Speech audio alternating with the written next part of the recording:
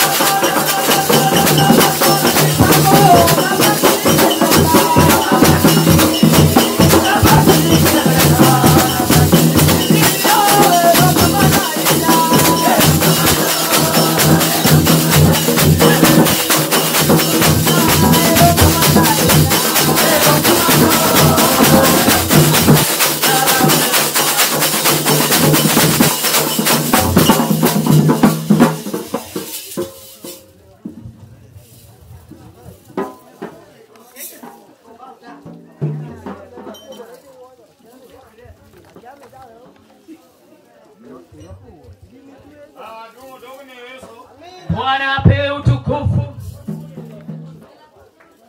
Hallelujah. Bwana asifiwe.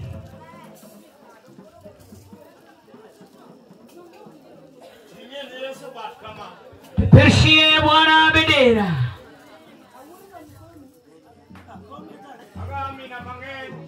Anapiga imeni mingi.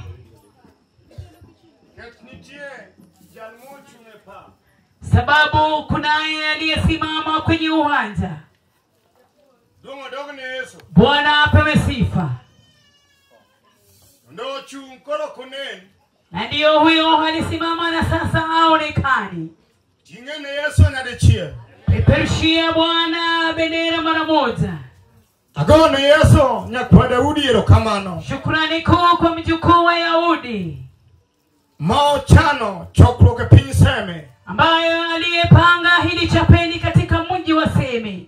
Tielo mawantieni tielo mara riyo. Katika kipindi ambaye tupo kutoka kipindi cha pili. Tielo mokuongo ose yali njila pagariyo. Kipindi cha kwanza walishahubiri pale Injili pale 12. Biro yali njili sane kapiny porchon. Watahubiri Injili ngali kado kunaye mapema. Mundi Injili omakbali ngato. Na hili Injili ikashike mkono wa mtu. Dungo dongne Yesu. Bwana apewe sifa. Awuke pinyu yoma kubong. Na anatoka mji wa Uyoma Kobong. Yesu mundo paki. Bwana apewe sifa. Ankagada tich Nyasaye. Yeye ni kama mjakazi wa Mungu. Muso kelo sefulora. Millicent Ouma nimejitambulisha. King Yesu bat kama. Peperishia Bwana bendera.